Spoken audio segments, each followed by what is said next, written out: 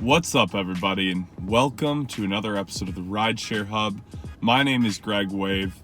What I'm going to be doing for you guys today is breaking down kind of like the main passenger personality types, I guess I'll say. The reason why I think this is important is because there's so many different types of people that get into your car, and one of the toughest things really about being an Uber driver is with each person, you're kind of like, okay, do they want me to talk? Do they want me to not? Because everybody's so different.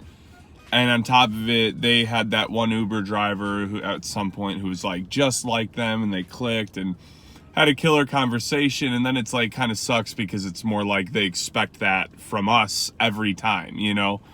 And I've met so many people where I feel like I would start off on kind of like a bad vibe or a bad track because I get the sense that they're like really looking for me to be something that I'm not, or that I'm not being at the moment, you know? So I think having a good idea of like the main types of people you'll run into, and I'm also going to talk about like how to engage with them, how to talk with these types of people, situations where you should just leave it alone and not say anything. This is a hugely important topic because having a good relationship with your passengers is going to ensure that you're going to make good tip money. So you want to try and be reading and reacting to everybody the proper way.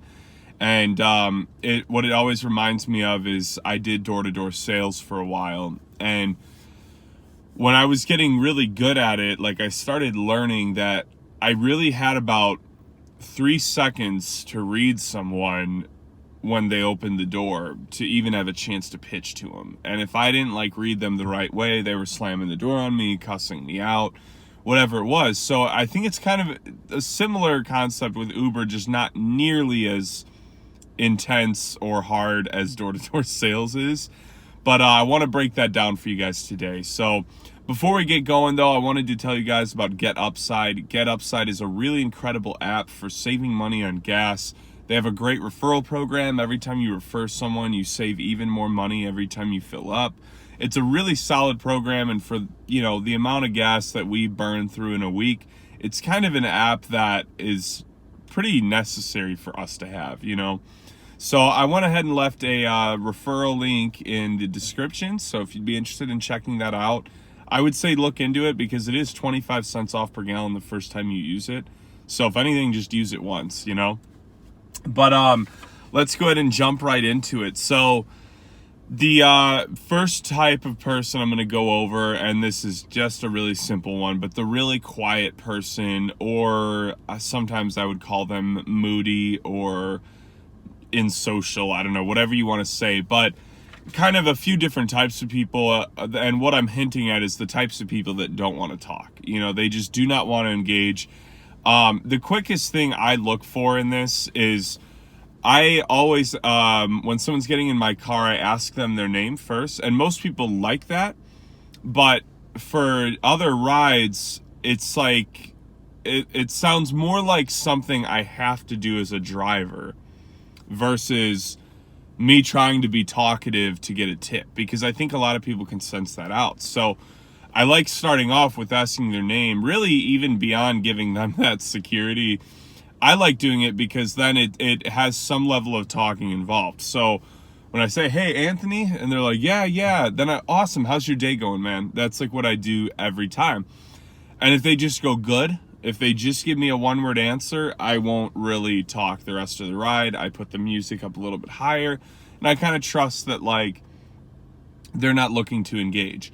So that's probably the first and the most common scenario to where you're just not going to want to talk or say anything. The next thing I would say as far as people that aren't looking to talk is a lot of times you can sense that someone's a little bit moody.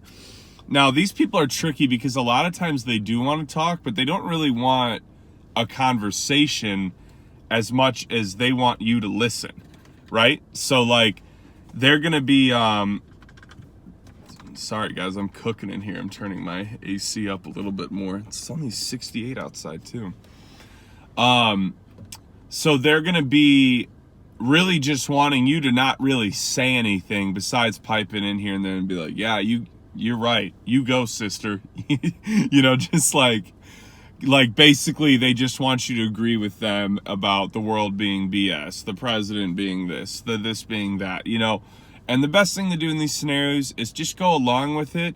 And I occasionally will give like a little tip that's really just really vague, or something they've really already told me. I'd be like, yeah, that's crazy. I mean, how could anybody do something like that? You know, I'll say something like that if they're talking about like their boss or whatever it is, and I'm not adding any value to the conversation. They just want to feel like somebody agrees with them, you know? So, but those ones are tricky too, because a lot of times they want to vent, like I was saying, and just talk. But a lot of times they'll say a few things, but they really don't want to talk. It's just like they're courteous enough to answer, you know? So you got to really listen to their tone and like feel out, like, are they looking for a conversation? You know, do they really want to talk, or is it like they're just in a pissy mood? And yeah. This is on Uber and Lyft, by the way. I mean, you're going to get these passengers on both platforms. A lot of other Uber and Lyft drivers I've met have told me in the past that, you know, they think it's really different from one platform to the other. And I'm like, listen, the customer base is pretty much the same everywhere you go, Uber or Lyft. It just depends on the area you're picking up in. That's the only way you can have an idea of the type of person you're going to pick up. But even that's not accurate, you know? So, yeah, that'd be like a moodier person who's going to be tricky because they may want to talk, they may not want to talk. And that's a scenario where you just really got to feel it out, listen to their tone. If their tone suggests that they'd be open to talking more, then yeah, talk more. But at any point in the conversation, you can just stop talking. And to clarify, guys, this is really important because I make a really good amount of money on tips. I usually can clear like an extra $200 a week in tips. Sometimes a little bit less, more like $150, but that's really good money, and that's like gonna drastically change your earnings as well as your per hour rate, and honestly your overall satisfaction with Uber and Lyft. So I feel like having those quality conversations is incredibly important, and that's again why I'm going over this list. So moving right along, the engaging person, obviously that's like your dream Uber passenger, and it's the person who gets in right away. And not only are they telling you about their day, they're asking about yours. And then throughout that, you guys get talking about, you know, what kind of work they do and then what kind of work you do. And before you know it, the ride's over. And it's those rides where you're like, wow, I remember why I love driving for Uber and Lyft so much, because you have these great connections with people that we don't really find in this world all that much anymore in this media-driven age. So I love those customers, and I think you guys know how to handle those. Obviously, just keep talking, keep being engaging, keep, you know, stewing that relationship with them. But the next one is drunks. Now, drunks, this is obviously just for your nighttime rides. Man, this could be really a whole video on its own, because the drunk personalities are really like taking every one of these and adding a little flair to it, right? So this is, I mean, the biggest satisfaction you can have with drunk people is knowing that like the odds are they're barely going to remember your ride, which can kind of suck because that might mean you won't get tipped. But again, it's like really like with drunk people, again, it's like really going back to just feeling it out. Drunk people, I feel like more often than not, no matter what their personality type is, they're going to want to talk, you know, especially if you give them the chance. And just let them slur their words out and say, yeah, you're right. You know, let them feel like they're having an impactful convo or whatever. And because the thing is, they're hammered. Like I said, maybe they remember half of it, maybe the whole thing, who knows. But odds are they're not going to remember much of that convo. And so just go along with it and, you know, be encouraging to them. And, you know, if they're laughing a lot, you know, match that and laugh a lot with them. If they're being bitter about, you know, some boyfriend or girlfriend that night at the club or bar, you know, just don't obviously say anything disrespectful, but I just usually say things like, yeah, man, that's really terrible. You don't deserve to be treated that way. You know, things that I can actually agree with that, because I don't feel like anyone should be treated that way, you know, because I want to clarify something. I'm not telling you guys to just BS these conversations to try and get tips. I'm telling you to be genuine, you know, but to try and meet people halfway with, you know, their personality types and belief systems, because not everybody you pick up is going to be the type of person you can make a friendship with, you know, but a lot of people are. And so have genuine conversations, and you're not going to know enough to really say a lot of like really impactful things. So I've found just saying generic things that you actually believe to be true from your heart. Like I was just saying, for example, you don't deserve that. You're not saying anything about the boyfriend or the girlfriend because you don't know the story, both sides. But you're saying something that is true. No human being deserves to be treated like that, you know? So whether what they're telling you is true or not, the truth of the matter is that they don't deserve that, you know, whether it's true or not. You see what I'm saying? So using really genuine statements that are kind of broad, you know, because that'll make them feel a little bit special, you know, and if they are going through something, they're gonna, you know, feel a little bit better. And the best thing to do in scenarios like that, if it is a breakup, is have some napkins or tissues, because they might start crying or snotting up. I've had a lot of Uber and Lyft passengers like weeping in my car, and I've played Dr. Phil to them every single time. So yeah, with drunks, the toughest ones are honestly the really rowdy ones. Like I had this group of guys one time and I was trying to, you know, match their energy and making jokes back with them. And they were joking about giving me a 1-star rating. And they kept saying, oh, if you don't do this, we're going to give you a 1-star rating. And I was actually pretty paranoid about it, because I'm like, well, they're hammered. They might think it's funny to just give the Uber driver a 1-star rating, right? So, rides like that are really frustrating. The best thing you can do is keep trying to stay on even keel ground, because if you start arguing with them, what are they going to do? They're going to give you a 1-star rating. So they ended up not giving me a 1-star rating, but they were that drunk that I was actually pretty worried they would. But I just kept making jokes with them. And when they'd say that, I'd be like, I'm going to give you a 1-star rating then. They'd be like, oh, Chad, he's going to give you 1-star, you know, just dumb drunk idiots, right? So like, that's the best thing you can do.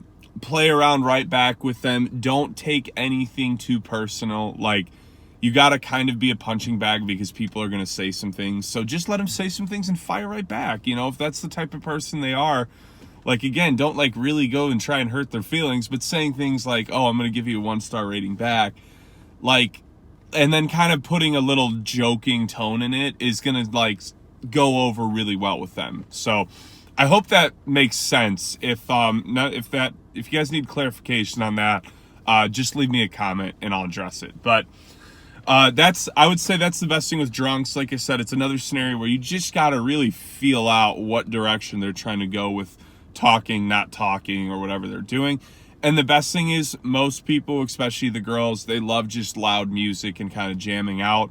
You guys want like an easy way to just keep a group of drunk girls, or mostly girls, chillaxed for your weekend rides. Literally, and I'm not even like joking when I say this, put on Ignition by R. Kelly, and I promise you they're going to be happy. They're going to be back there grooving, dancing, and having a really fun time, and talking about what an awesome driver you are. It's an easy way just to, if you don't know like what to do, that's an easy way to just keep people happy, you know? And even other party songs like that, I think if I have an older drunk crowd, I throw on Piano Man by Billy Joel, and like I have it like, so it's been playing for 10 seconds when they get in the car, so they don't think I put it on for them, you know? And they're like, oh, Piano Man. So it's another thing that works really well. The next one, and this is one of the more frustrating ones. This is probably my least favorite type of person, but it's kind of like this too good for you vibe. And one thing that really drives me crazy is a lot of people, you can just tell they have this mentality that's like, I'm better than you because you're an Uber driver and I'm not, right? One of really the worst rides I ever gave was to these two middle-aged women that were clearly drinking, and they just had this pompous attitude the second they get in the car that like, you're a bum Uber driver. You don't make as much money as we do. You know, we're killing it. And then they started saying things like that. So they asked if I did anything else. And at the time, all I was really doing was pursuing acting and being an Uber driver. So I told them I was an actor, and they're like, wow, so not much of a future for you. Like, literally said that to my face. And you know, it's whatever. If you're in a career path like acting, you're used to people thinking you won't make it, but it's still like, I would never say that to someone, no matter how drunk I am. I'm the type where, like, if I'm hammered, I'm going to be boosting. I'm going to be like, hell yeah, I'm going to see you on TV one day. Keep grinding, keep pushing, you know? Like, I like being like that.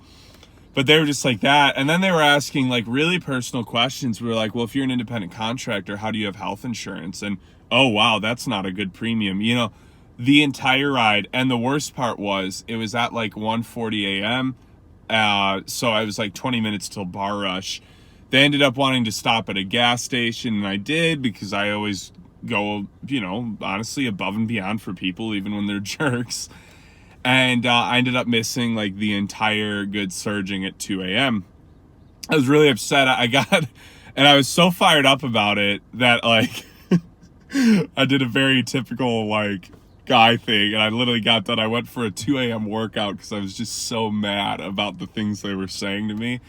And just, like, sitting there, like, how are people this rude? Because I'm a nice guy. Like, when I'm talking to people anywhere, in or out of Uber, like, I'm really nice. I'm really encouraging, you know? And so, like, I think I expect that too much. But there's people like that, and I haven't had a ride that bad in a long time. But I've had a lot of rides where you can tell they just have this attitude of, like, you're low class because you're an Uber driver, and I know you're not making more than 15 to 20 bucks an hour, which is peasant money for me. You can just tell by the things they say.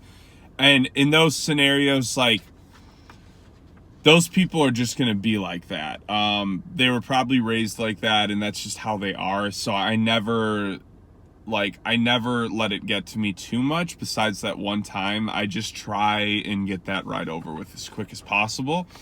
And the best thing you can do is just keep talking, keep being engaging with them, just sucking it up as they say what they say. And, you know, like, I remember I was saying things like, yeah, you know, well, that's fine. I've got a long-term plan. You know, I'm going to keep building towards it. You know, I'd say things like that just to try and show that, hey, I am a dedicated young guy. And though you think I'm not because I didn't go to college like you or whatever it is, it's like, I'm still working, you know? And so I just try and show them that, like, hey, I'm still working. I'm still trying to contribute to society as well. Next one is negative Nancies. And these are the people that are just so freaking negative about everything. Another ride I really don't like because, again, I'm more of a positive person. And in these scenarios, I would say with them, it's kind of like that one example I gave earlier where you just kind of sympathize with their negativity without really agreeing with it. I mean, unless, you know, you find that you do agree with them, then go off on whatever they're talking about. But usually they're going to be negative about a lot of personal things, and they're going to talk about it, and it's like, you can't directly relate, so it's really tough to, like, what do you say there, you know? And it comes back again to kind of the broad statements that are true, that you really do wish for them, but that way you stay safe of saying anything that might hit too close to home. And here's why I say this, because I've had a lot of rides where I did try too hard to relate to them and their negativity, and I'd be like, oh yeah, you know, that kind of reminds me of this or this, and they'd be like, well, it's nothing like that at all. And I'd be like, okay. So that's why I say just try and say these broad statements that are going to be true to them, but not too true personal to where it leans one way or the other in their life, right? The next one is the yapper. And the yapper is the person who, I kind of gave an example of this one earlier too. Like, they really are just yapping the entire time. Talk. You'll never really get a chance. These people are great though, because at the end of the ride, you know what they're going to say? Oh, great talk, man. Hey, have a great rest of your day. I threw you 5 on the app. You know, like, if you just listen, I promise the power of listening is going to really, like, go far for a lot of these people. So I'm going to cut the video off right there. Those are the main types of people that you are going to run into. The last few I would say is really similar to the others, but I also had, for like an honorable mention, the crier and the full of himself. Both of those kind of fit in some of the earlier examples. So I'm going to let you guys go on that. I really hope you guys enjoyed this video. I hope it gives you some value, maybe helps you get some more tips. Most of these things are what I do, and I feel like I do pretty well on tip money. and I really believe you guys can too. So give this video a thumbs up if you enjoyed it. Subscribe to the channel. I got a lot more content coming your way, and I will talk to you guys soon.